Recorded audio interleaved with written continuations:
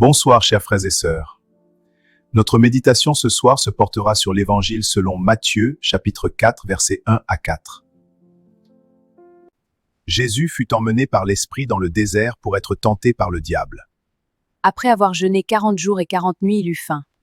Le tentateur s'approcha et lui dit : « Si tu es fils de Dieu, ordonne que ces pierres deviennent des pains. » Jésus répondit : « Il est écrit, l'homme ne vivra pas de pain seulement, mais de toute parole qui sort de la bouche de Dieu. » Le carême nous conduit symboliquement dans le désert avec Jésus. Le désert est un lieu silencieux, dépouillé, parfois difficile. Mais spirituellement, le désert est aussi un lieu de rencontre avec Dieu. Un lieu de purification intérieure, un lieu où les illusions tombent. Dans notre vie, le désert peut être une maladie, une épreuve familiale. Un moment de solitude, une période d'incertitude. Pourtant, c'est souvent dans ces moments que Dieu parle le plus profondément à notre cœur. Jésus-Christ a jeûné pendant 40 jours. Le vrai jeûne du carême ne libère pas seulement de la nourriture, mais aussi des paroles inutiles qui encombrent l'âme. Un jeûne qui purifie l'esprit. Les paroles inutiles, les jugements, la colère, les distractions qui nous éloignent de Dieu.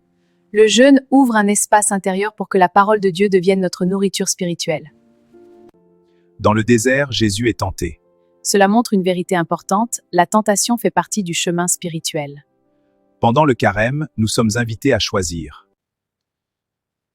La vérité plutôt que le mensonge. L'amour plutôt que l'indifférence. La foi plutôt que la peur. Chaque petit choix devient un pas vers la lumière de Dieu.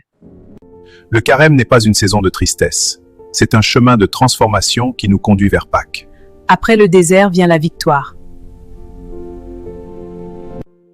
Après la croix vient la résurrection. Dieu ne nous appelle pas seulement à renoncer, il nous appelle à renaître intérieurement. Fermons nos yeux pour prier. Seigneur, dans ce temps de carême, conduis mon cœur dans le désert où je peux entendre ta voix. Et que ce chemin de carême renouvelle mon âme pour marcher avec toi vers la joie de la résurrection. Amen.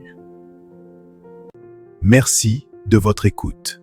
À la prochaine!